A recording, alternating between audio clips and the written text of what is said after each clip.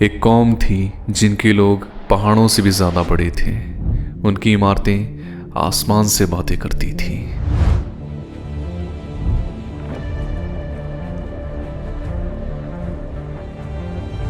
لیکن ایک چیز جو ان کے دلوں کو دھیرے دھیرے کھا رہی تھی اور وہ تھا ان کا گھمنڈ.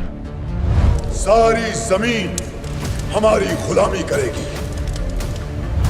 اور جب انسان کا دل گھمنڈ سے بھر جاتا ہے تو اللہ کی رحمت پیچھے ہٹ جاتی ہے اور عذاب سامنے آ کھڑا ہوتا ہے. بچاؤ مجھے، کوئی ہے؟ میری بیٹی کہاں ہے؟ کسی نے دیکھا کیا؟ ہوا بہت تیز ہو رہی ہے، بھاگو.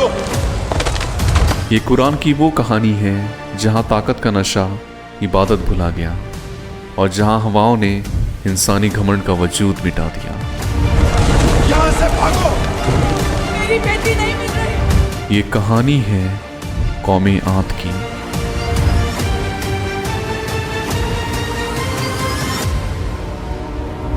طوفان نوح کی تباہی کے بعد اللہ تعالیٰ نے عرب کی سرزمین پر ایک ایسی قوم پیدا فرمائی جو دنیا میں سب سے زیادہ طاقتور اور مضبوط لوگوں میں شامل تھی. یہ لوگ بے حد خوبصورت، گوری رنگت والے اور شاندار شخصیت کے مالک تھے. وہ لوگ دولت اور شان و شوکت میں ڈوبے ہوئے تھے. دنیا کی ہر اچھی چیز اور آرام انہیں حاصل تھا، جس کے متعلق قرآن میں آتا ہے جن کے مانند یعنی جن کی جیسی کوئی قوم دنیا کے کسی ملکوں میں پیدا نہیں کی گئی تھی. ابھی بھی دنیا میں کوئی قوم ہماری دولت کا اندازہ بھی نہیں لگا سکتی. مفسرین کے مطابق عاد نامی ایک شخص حضرت نوح علیہ السلام کی نسل سے تھے جو ایک زبردست شخصیت کے مالک تھے، جن کی وجہ سے ان کی قوم عاد نام سے مشہور ہو گئی. وہ بہت لمبے اور مضبوط ستونوں پر بنے ہوئے عالی شان محلوں میں رہتے تھے. یہ لوگ عرب کے جنوبی ریگستان یعنی یمن اور عمان کے درمیان موجود الاحقاف نام کے علاقے میں رہتے تھے. ایک وقت تھا جب یہ جگہ بہت زیادہ ہریالی اور خوشحالی والی تھی. مفسرین کے مطابق طوفان نوح کے بعد یہ قوم عادی تھی جو بتوں کی پجاری بنی، اور وہ لوگ کہتے تھے ان سے زیادہ کوئی بھی طاقتور نہیں ہے اس دنیا میں، اور اسی گھمنڈ نے ان کے دلوں سے اللہ کا خوف نکال دیا. اور پھر جب کفر و شرک کے سمندر میں ڈوبی قوم عاد اپنی بدعملی کی انتہا کو پہنچ گئی تو اللہ تعالیٰ نے انہی کی قوم میں سے ایک نیک اور صالح بندے کو ان پر پیغمبر بنا کر بھیجا، حضرت ہود علیہ السلام. حضرت ہود علیہ السلام قوم عاد کی سب سے اونچی اور عزت دار گھرانے سے تھے، اور ظاہری طور پر بھی وہ بہت حسین اور باوقار شخص تھے. انہوں نے اپنی قوم سے بتوں کی پیروی چھوڑ کر اللہ کی عبادت کرنے کو کہا، جس کے متعلق قرآن میں آتا ہے، اور عاد کی طرف ہم نے ان کے بھائی ہود کو بھیجا. اس نے کہا، اے برادران قوم، اللہ کی بندگی کرو، اس کے سوا تمہارا کوئی خدا نہیں ہے. پھر کیا تم غلط راوی سے پرہیز نہ کرو گے؟ مگر قوم عاد نے ہنس کر کہا، تم تو صرف انسان ہو ہمارے جیسے، کیا ہم اپنے بتوں کو چھوڑ دیں تمہاری بات پر؟ انہوں نے اسے جھٹلایا تو حضرت ہود علیہ السلام نے کہا، میں اللہ کا پیغمبر ہوں اور اس کا پیغام تم تک پہنچاتا ہوں. اور حضرت ہود علیہ السلام نے کہا، میں تم سے کچھ نہیں چاہتا، میرا بدلہ تو صرف اللہ کے پاس ہے. اگر تم تکبر چھوڑ دو تو وہ تمہیں برکت دے گا. مگر وہ غرور کرنے لگے اور کہنے لگے، کون ہے جو ہم سے زیادہ طاقتور ہو؟ قوم عاد کا بڑا خاندان تھا. ہرے بھرے کھیت اور کھلیان، پھل و پھولوں سے لدے باغ، میٹھے پانی کی نہریں، مضبوط اور قداور جسم، انہی نعمتوں نے انہیں شدید گھمنڈ میں رکھا تھا. حضرت ہود علیہ السلام نے اپنی قوم کو بہت سمجھانے کی کوشش کی، لیکن ان کی قوم عاد پھر بھی باز نہ آئی. اور پھر حضرت ہود علیہ السلام نے بارگاہ الہی میں دعا کی. حضرت ہود علیہ السلام نے دعا کی، اے میرے پروردگار، انہوں نے مجھے جھوٹا کہا ہے، اب تو میری مدد کر. اور اللہ تعالیٰ نے ان کی دعا قبول کی. اور پھر کچھ عرصے بعد ان پر عذاب کی ابتدا ہوئی. اللہ تعالیٰ نے بارش روک دی اور چشموں اور آبشاروں کو سکھا دیا. دیکھتے ہی دیکھتے یہ شادابی ویرانی میں بدل گئی. مویشی مرنے لگے، پھل اور اناج پیدا ہونا بند ہو گئے.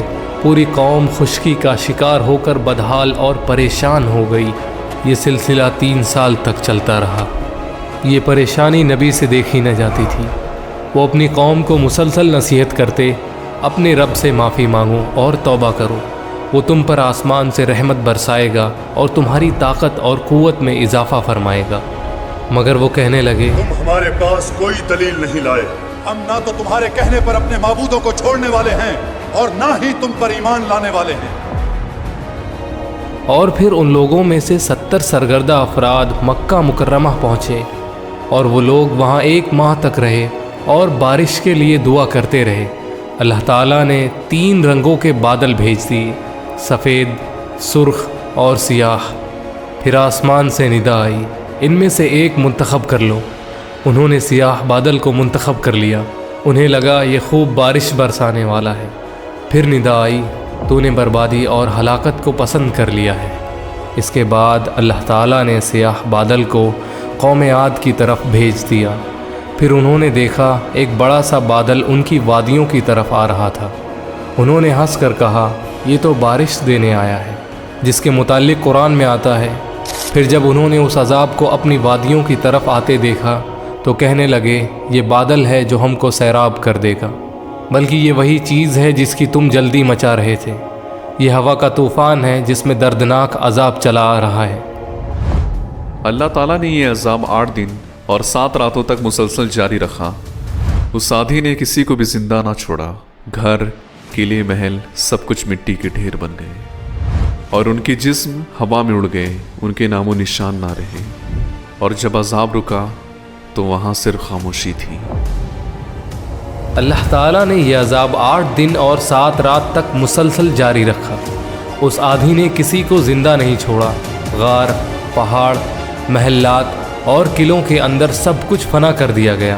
اور جب سب کچھ رک گیا تو زمین پر صرف خاموشی تھی، جس کے متعلق قرآن میں آتا ہے، اللہ تعالیٰ نے اس کو مسلسل 7 رات اور 8 دن ان پر مسلط رکھا۔